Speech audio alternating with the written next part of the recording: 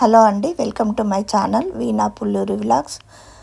మా పిన్ని వాళ్ళ ఇంటి పెరట్లోనే ఉసిరి చెట్టు ఉందని చెప్పాను కదా.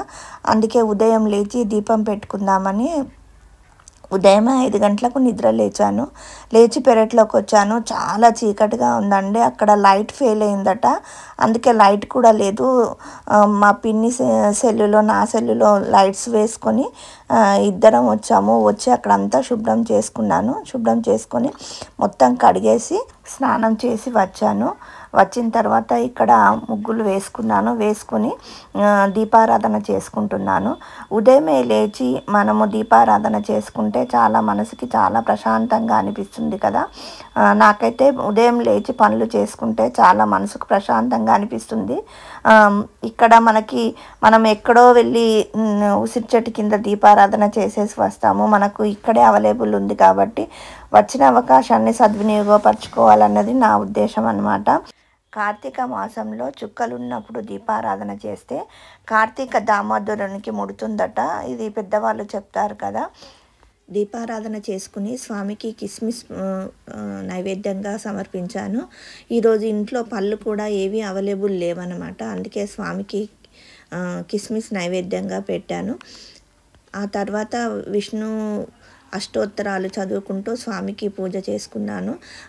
చాలా సంతోషంగా అనిపించింది. ఎందుకంటే ప్రశాంతంగా ఉన్న వాతావరణంలో మనం పూజ చేసుకుంటే ఇంకా మనసుకి ప్రశాంతంగా అనిపిస్తుంది. ఎలాంటి డిస్టర్బెన్స్ ఉండదు కదా. తెల్లవారేసరికి నా పూజ అయితే కంప్లీట్ అయిపోయింది. ఈరోజు మేము రాజన్న గుళ్ళో అభిషేకం చేసుకుందాం అనుకుంటున్నాము. అందుకోసమనే ముఖ్యంగా మేము వచ్చింది కూడా రాజన్నకు అభిషేకం చేయించుకోవడానికి. కార్తీక మాసంలో చేయించుకుంటే చాలా మంచిది కదా. ఈ అవకాశం మాకు ఆ స్వామి ప్రసాదించాడని అనుకుంటున్నాము. ఇంకా మేము రెడీ అయ్యి గుడికి బయలుదేరాము. ఈరోజు చాలా జనాలు ఉన్నారు. నిన్నే మేము ఈ అభిషేకము చేయించుకుందామని అనుకున్నాము, కానీ నిన్న సీఎం రేవంత్ రెడ్డి గారు వచ్చారని దర్శనాలన్నీ ఆపేశారనమాట. అభిషేకాలు దర్శనాలు అవన్నీ ఏమీ లేవు. అందుకోసమనే ఈరోజు మేము పెట్టుకున్నాము అభిషేకం చేయించుకోవాలని. ఇంకా మేము మా వారైతే వెళ్తున్నారనమాట అభిషేకం టికెట్స్ తీసుకోవడానికి. గుడి పక్కనే ఇక్కడ గుండం ఉంటుంది. ఇంకా గుండంలో దిగి కొంతమంది స్నానాలు చేయడానికి గుండంలో దిగుతారు. మేమైతే ఇంటి దగ్గరే స్నానాలు చేసేసి వచ్చాము.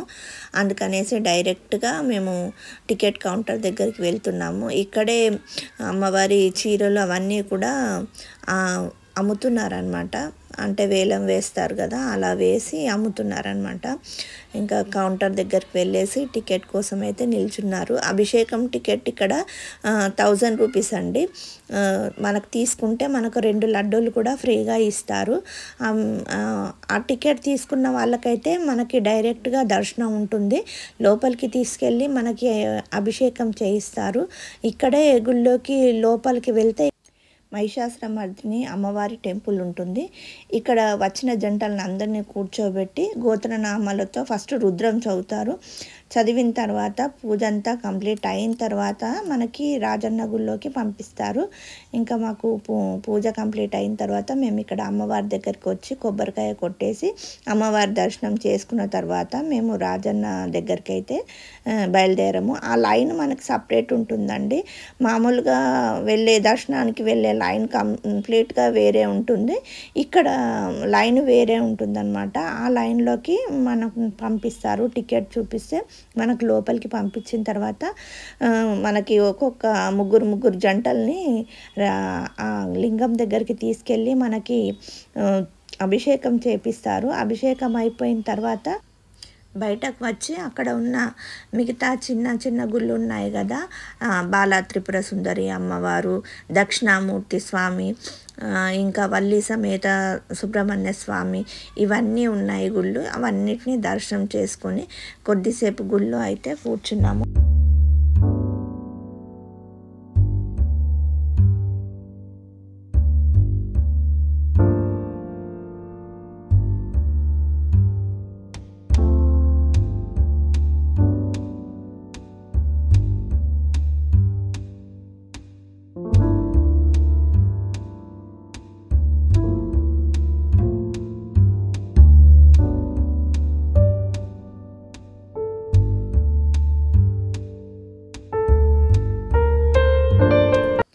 దర్శనం అయిన తర్వాత ఇంటికి బయలుదేరాము. ఇంకా ఈరోజు మా పిన్ని వాళ్ళ గల్లీలో ఉన్న వాళ్ళందరూ కలిసి ఉసిరి చెట్టు కింద భోజనాలు పెట్టుకుంటున్నారనమాట. అందరూ కలిపి చేసుకుంటున్నారు. వంటల అతన్ని మాట్లాడారనమాట. అతను వచ్చి వంటలు అయితే కంప్లీట్ చేశారు.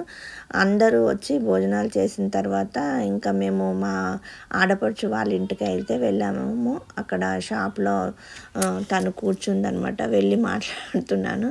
ఇంకా తను వాళ్ళ తోటి కోడలు వీడియో తీయొద్దని శారీ కొంగు అడ్డం కప్పుకుంటుంది. బాగా నవ్వుతున్నాం అనమాట. తనని ఎందుకు తీస్తున్నావు, తీయొద్దంటే అనేసి. వీడియో తీస్తుంది అయితే మా వారే అనమాట. ఇంకా మా అన్నయ్య పడుకున్నారట, పైకి వెళ్ళారు. వెళ్ళిన తర్వాత మా ఆడపడుచు వచ్చి కూర్చుంటుంది. ఇంకా షాప్లో కొద్దిసేపు కూర్చున్న తర్వాత ఇంకా మేము పైకి వెళ్ళామన్నమాట. అన్నయ్య లేచి కిందికి వస్తే మేము పైకి వెళ్ళాము. మా ఆడపడుచు వాళ్ళ ఇల్లు కూడా గుడికి దగ్గరలోనే ఉంటుంది. వాకబుల్ డిస్టెన్సే ఉంటుంది. వీళ్ళు కింద షాప్ ఉంటుంది, పైన వీళ్ళు ఉంటారు. ఒక కింది అంతస్తులో వాళ్ళ తోటికోడలు వాళ్ళు, మధ్యలో మా ఆడపడుచు, ఆ పైన వాళ్ళ బావ వాళ్ళు ఉంటారు. వాళ్ళ బావ వాళ్ళు అయితే ఇక్కడ ఉండరు అనమాట, హైదరాబాద్లో ఉంటారు. ఇంకా వాళ్ళ పోర్షన్ అయితే రెండుకి ఇచ్చారు. ఇంకా పైకి వెళ్ళామన్నమాట. పైకి వెళ్తే మా ఆడపడుచు నాకు మొన్న వాళ్ళ వేములవాడలో ప్రవచనాలు చెప్పారట. అప్పుడు రుక్మిణి కళ్యాణం చేశారు. అక్షతలు అయితే ఉన్నాయని చెప్తే నాకు కూడా కొన్ని ఇవ్వమని చెప్తున్నాను. అవి పెళ్ళి కాని వాళ్ళకు తలపై వేస్తే పెళ్ళి అవుతుంది అని చెప్పారట. అందుకనేసి నాకు కూడా కొన్ని ఇవ్వమని చెప్తే నాకు కొన్ని పొట్లంలో కట్టి ఇచ్చింది. అక్కడ టీ తాగేసి అప్పుడే భోంచేసాం కాబట్టి టీ తాగాము. టీ తాగేసి మేము ఇంకా బయలుదేరాలి, మళ్ళీ కామారెడ్డికి వెళ్ళాలి కాబట్టి ఇంకా మేము ఇంటికి వెళ్ళి బట్టలన్నీ సర్దుకొని ఇంకా బస్ స్టాండ్కి అయితే వచ్చాము. సాయంత్రం 5కి వచ్చామండి మేము బస్ స్టాండ్కి. బస్ స్టాండ్లో కూడా చాలా జనాలు ఉన్నారు. అసలు మేము 1.5 hours వెయిట్ చేస్తాం బస్ కోసము. ఆ తర్వాత ఒక్క బస్సు వచ్చిందనమాట. బస్సులో కూడా చాలా రష్ ఉంది, ఒక్క బస్సే కాబట్టి ఇంకా ఎలాగో సర్దుకొని కూర్చున్నాము. ఎక్కడికి ఎన్ని రోజులు వెళ్ళినా కూడా పక్షులు తమ గూటికి తామే చేరుకోవాలన్నట్టు మన ఇంటికి మనమే వెళ్ళాలి కదా. మన ఇంటికి మనం వెళ్తేనే మళ్ళీ ప్రశాంతంగా అనిపిస్తుంది. ఎక్కడికి వెళ్ళినా ఎన్ని రోజులున్నా మన ఇంటికి మనమైతే తిరిగి వెళ్ళక తప్పదు కదా.